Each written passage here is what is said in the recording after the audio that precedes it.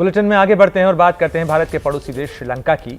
श्रीलंका के अंदर हालात अब भी संवैधानिक संकट के बने हुए हैं और श्रीलंका के विपक्षी नेता साजिद प्रेमदासा ने एबीपी न्यूज से एक्सक्लूसिव बातचीत की। साजिद प्रेमदासा ने कहा कि वो राष्ट्रपति पद के लिए नामांकन करेंगे। इस इंटरव्यू में साजिद प्रेमदासा ने एक बड़ी बात भी कही। उन्होंने कहा कि संसद में 2/3 से ज्यादा सांसद गोटाबाया राजपक्षे, जो कि अब पूर्व राष्ट्रपति हैं, उनके समर्थक हैं। ऐसे में राष्ट्रपति चुनाव में गोटाबाया राजपक्षे के समर्थक उम्मीदवार को फायदा होगा। श्रीलंका के राष्ट्रपति गोटाबाया राजपक्षे अपने पद से इस्तीफा दे चुके हैं और अब नए राष्ट्रपति के चुनाव का रास्ता साफ हो गया है। 19 तारीख को नामांकन होगा और 20 तारीख को होगा चुनाव। इस वक्त मेरे साथ मौजूद है विपक्ष के बड़े नेता साजिद प्रेमदासा साहब। Sir, so can you officially confirm us that you are going to file nomination for the presidential election? We as a party and as an alliance decided many days ago that we will be contesting for the position of president. So how confident are you? Do you have a number? Because there are certain figures that are coming out. So are you confident of winning? You have to understand, usually the president is chosen by the voting electorate out of 22 million people. Right now, 225 members of parliament will be choosing the president. Now, the issue here is the present composition of parliament was decided in 2020 August. So you have the executive president Gotabaya Rajapaksa fleeing the country as the president.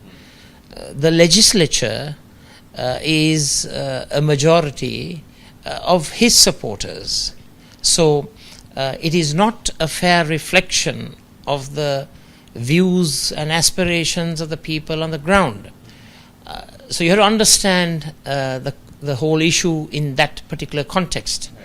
However, I have put my name forth and we'll see on Wednesday what happens. In fact, we got the information that Ranil Wickremesinghe is also going to file nominations. So how do you see his candidature as a president candidate? Well, he is now part and parcel of the Gotabaya Rajapaksa administration. So basically, his winnability is determined by the same MPs who supported Gotabaya Rajapaksa. What's your roadmap for current situation, and how to go forward to take Sri Lanka out of this crisis? Sri Lanka is in a devastated position because of the ill-advised, impractical economic policies implemented by the Gotabaya Rajapaksa administration. Everyone is suffering. The whole system is crumbling. I have always maintained that it is incumbent upon every member in the international community to help and support the Sri Lankan people. Would you like to give any message or any request to Indian Prime Minister or Indian government, because the situation is definitely very critical here, as you are mentioning? Well, Prime Minister Sri Modi, Honorable Modi, has been very kind and very gracious to support Sri Lanka. And my humble request to Sri Modi and also to the people of India and the government of India is to continue their unstinted support to our motherland. साफ तौर पर साजिद प्रेमदासा, जो कि विपक्ष के श्रीलंका में विपक्ष के बड़े नेता, राष्ट्रपति पद का जो चुनाव हो रहा है उसमें एक प्रमुख उम्मीदवार के तौर पर सामने आ रहे हैं। उन्होंने साफ तौर पर भारत सरकार और प्रधानमंत्री नरेंद्र मोदी से भी अपील की है कि वो जिस तरह से लगातार सहयोग किया जा रहा है वो जारी रखें, क्योंकि श्रीलंका के इस वक्त बेहद बुरे हालात हैं। और रही बात राष्ट्रपति के चुनाव की, तो साजिद प्रेमदासा सर का साफ तौर पर ये कहना है कि देखिए, आज की तारीख में जो सांसद राष्ट्रपति का चुनाव करेंगे वो उसमें से 2/3 ऐसे हैं जो कि गोटाबाया राजपक्षे और महेंद्र राजपक्षे की जो सरकार थी, जो रनिल विक्रमसिंघे जिसमें प्रधानमंत्री थे, उनके समर्थन वाले हैं। ऐसे में चुनाव निश्चित तौर पर काफी ज्यादा जो है एक तरीके से चुनौतीपूर्ण होगा, लेकिन फिर भी उस चुनौती को स्वीकार कर रहे हैं और अपना नामांकन के लिए तैयार है। सहयोगी कैमरा पर्सन मनोज अधिकारी के साथ अंकित गुप्ता, एबीपी न्यूज, कोलंबो। तो श्रीलंका में संकट बरकरार है। श्रीलंका में हर चीज की कीमत आसमान पर है। न सिर्फ दाम बढ़ गए हैं बल्कि दुकानों में स्टॉक भी खत्म हो रहा है। लोग बेहाल हैं। आपको दिखाते हैं हमारे संवाददाता अंकित गुप्ता की ये खास ग्राउंड रिपोर्ट। श्रीलंका में तमाम जरूरी चीजों की कीमतों में आग लगी हुई है। कीमतें 2 से 3 गुना हो गई हैं और जो जरूरत की चीजें हैं वो किस तरीके से उन पर असर पड़ा है वही दिखाने के लिए हम आपको लेकर आए हैं एक ऐसे स्टोर में जहां पर घर के जरूरत की तमाम चीजें उपलब्ध हैं। हम देख सकते हैं यहाँ पर खाने पीने की भी है और उसके अलावा भी जो घर में जरूरी सामान होता है वो सब हमको यहाँ पर दिख रहा है।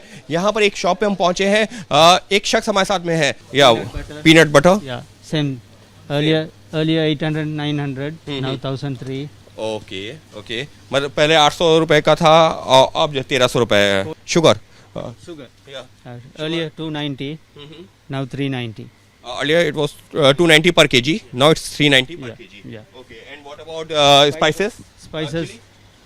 earlier 1 kilo 1002 now 2200 ओके पहले 1200 रुपए का था। दिस इज हाउ मच 250 ग्राम।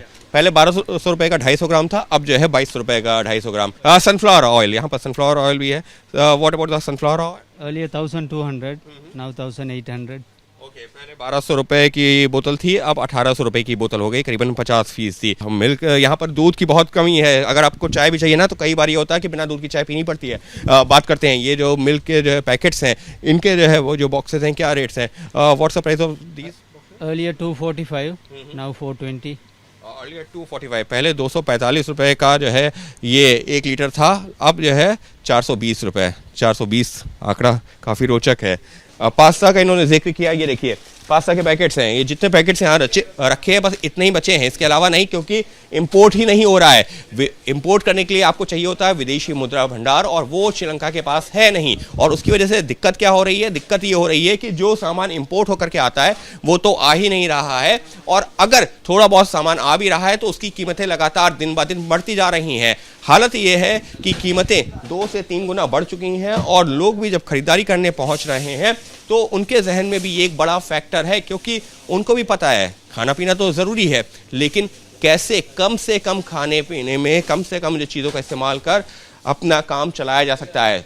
जो शब्द है ना, काम चलाया जा सकता है। इस वक्त श्रीलंका में लोग सिर्फ काम चला ही रहे हैं, क्योंकि वो उनके लिए एक तरह से उसके बिना गुजारा भी नहीं है। तो जितने में गुजारा हो सकता है लोग गुजारा कर रहे हैं, और ये तस्वीरें तमाम उन जगहों की हैं, ये तस्वीरें तमाम उन दुकानों की हैं जहां पर ज़रूरत की चीज़ें उपलब्ध हैं, लेकिन लोगों के पास में कमाई भी जो सीमित है, उपलब्धता भी सीमित है, लिहाजा सिर्फ यहाँ पर काम ही चला रहे हैं लोग, गुजारा कर रहे हैं कम से कम में जितना मुमकिन हो सकता है।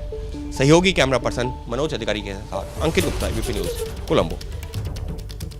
तो श्रीलंका के में आर्थिक संकट राजनीतिक संकट में तब्दील हो चुका है। श्रीलंका में मौजूदा संकट के लिए पूर्व राष्ट्रपति गोटाबाया राजपक्षे और उनकी सरकार की गलत आर्थिक नीतियों को जिम्मेदार माना जा रहा है। लेकिन सच ये भी है कि श्रीलंका के मौजूदा हालात की जड़ में धार्मिक उन्माद भी और उसके आसपास बुनी गई राजनीति भी वजह है, जिसने बीते 50 सालों में श्रीलंका के सामाजिक ताने बाने को तोड़ दिया है। धार्मिक उन्माद और एक परिवार की सत्ता किस तरह किसी देश को बर्बाद कर सकती है, इसका ताजा उदाहरण है श्रीलंका। करीब 10 साल पहले साल 2012 तक श्रीलंका की तरक्की की कहानी पूरी दुनिया का ध्यान अपनी तरफ खींच रही थी। उस समय श्रीलंका 9% की दर से विकास कर रहा था, जो भारत से भी ज्यादा था।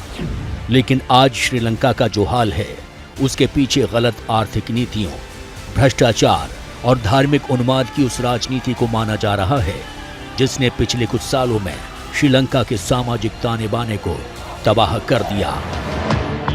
धर्म के आधार पर लोगों को बांटकर सत्ता में लंबे समय तक टिके रहने की राजपक्षे परिवार की नीतियों और कुप्रबंधन ने देश को उस हालत में पहुंचा दिया है जहां दुनिया श्रीलंका में तबाही का ये तांडव देख रही है। पिछले कुछ सालों में श्रीलंका में जाति और धार्मिक हिंसा की घटनाएं आम हो गई थी, लेकिन पिछले कुछ हफ्तों में, या ये कहा जाए कि पिछले 2 से 3 महीनों में काफी कुछ बदलता हुआ भी दिख रहा है, काफी कुछ नया दिख रहा है। जो युवा अब तक जाति और धार्मिक आधार पर एक दूसरे के खिलाफ होते थे, वो सरकार की आर्थिक कुनीति के खिलाफ सड़कों पर एकजुट हुए, और अब वो युवा एक इस आंदोलन का हिस्सा बन चुके हैं जो कभी एक दूसरे के खिलाफ इन मुद्दों पर अलग अलग बटे हुए नजर आते थे। यानी कि साफ तौर पर इस आंदोलन ने देश में ऐसे युवाओं और जनसंख्या को इन मुद्दों पर जो बटे हुए नजर आते थे उनको एकजुट कर दिया है। श्रीलंका में हर धर्म और समाज के लोग सड़कों पर हैं। आर्थिक संकट के सबसे बुरे दौर से गुजर रहे श्रीलंका में बड़े पैमाने पर विरोध प्रदर्शन जारी हैं। तो वहीं इसने देश में जातीय और धार्मिक सीमाओं के पार लोगों में एकता को बढ़ावा देने का भी काम किया है।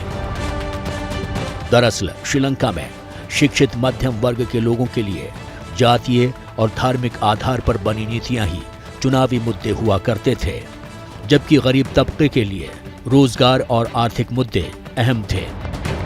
लेकिन मौजूदा विरोध प्रदर्शनों ने इन दोनों वर्गों को एक साथ लाकर खड़ा कर दिया है। दोनों वर्ग अब इस बात को भली भांति महसूस कर रहे हैं कि जातीय और धार्मिक आधार पर लोगों को बांटकर राजनीति में जमकर भ्रष्टाचार को बढ़ावा दिया गया। श्रीलंका में पिछले करीबन 100 दिनों से चल रहा है जनता का आंदोलन और उसी का असर है कि तत्कालीन प्रधानमंत्री महिंदा राजपक्षे को पहले मई में इस्तीफा देना पड़ा और अब गोटाबाया राजपक्षे जो कि राष्ट्रपति हैं उनको अपने पद से इस्तीफा देना पड़ा है। दरअसल गोटबाया और महिंदा राजपक्षे श्रीलंका में तमिल अलगाववादियों के साथ चल रहे गृह युद्ध को खत्म करने का श्रेय लेते रहे हैं। करीब एक दशक पहले के गृह युद्ध में देश की कमान महिंदा राजपक्षे और सुरक्षा बलों की कमान गोटाबाया के हाथ में थी। राजपक्षे भाइयों ने 2009 में तमिल इलाकों को तहस नहस करवाने के बाद लगभग 2.5 दशक से चल रहे गृह युद्ध को खत्म करवाया था और तमिल की इस हार को सिंघल बहुसंख्यकवाद के वर्चस्व की स्थापना के रूप में प्रस्तुत किया था।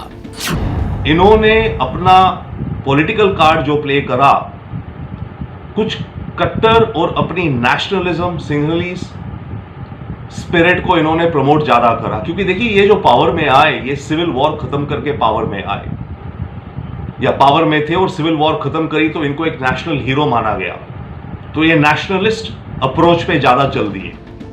महिंदा राजपक्षे 2 बार पहले ही देश के राष्ट्रपति रह चुके थे, इसलिए 2019 में उन्होंने चुनाव में अपने छोटे भाई गोटाबाया को आगे कर दिया। खास बात यह है कि श्रीलंका में बुद्धिस्ट 70%, हिंदू तमिल 13%, मुसलमान 10% और ईसाई करीब 7% हैं।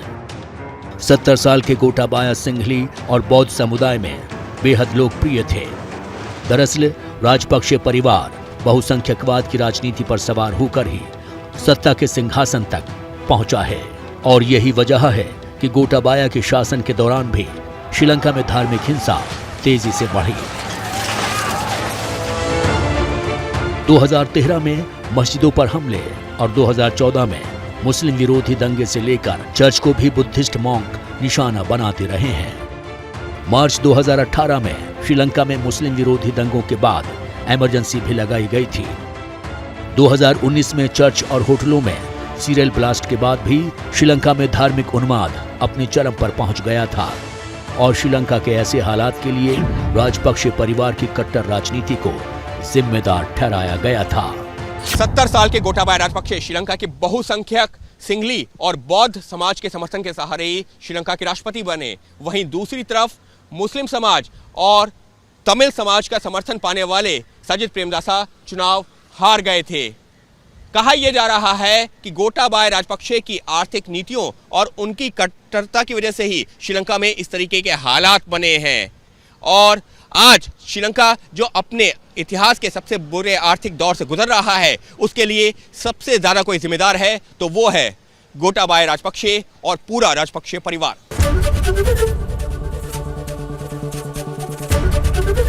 एबीपी न्यूज आपको रखे आगे।